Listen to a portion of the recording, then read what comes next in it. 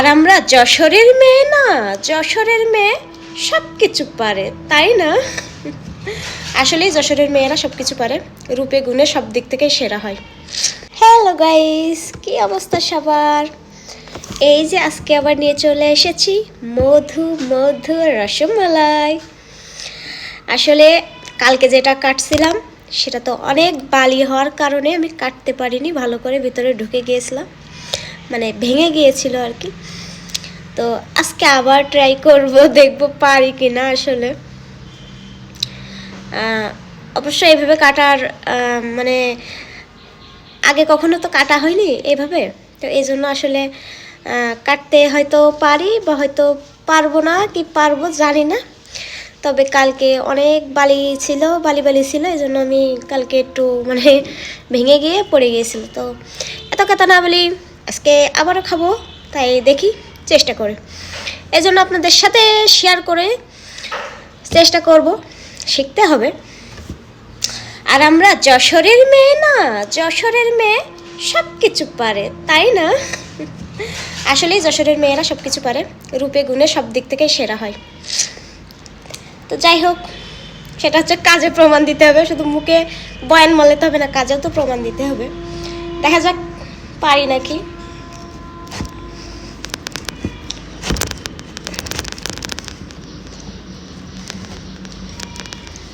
আজকে তো নিচে ডাইনিং টেবিলের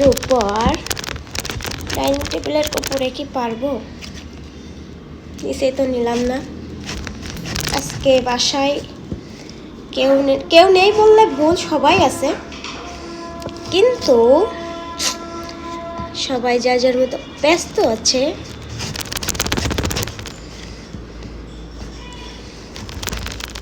বেশি কাটবো না, অল্প একটু কাটবো, অল্প একটু। মধু মধু রসমালাই,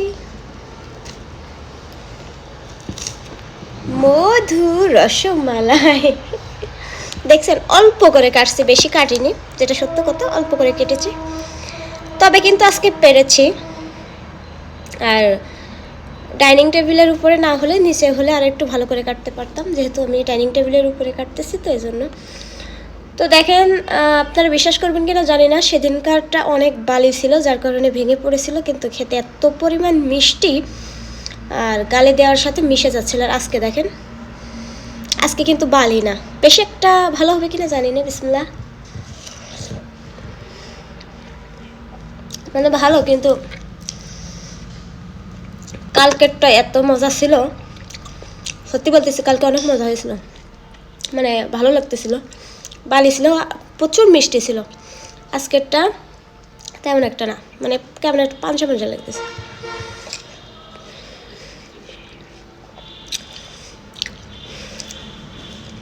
আজকে লবণ দিয়ে খাওয়া লাগবে, বুঝতে পারিছি, এই জন্য আমি কাটতে পারিছি মনে হয়। আমার কাছে এটাই মনে হচ্ছিল যে ওটা বেশি সুন্দর হওয়ার কারণে ভেঙে পড়েছিল।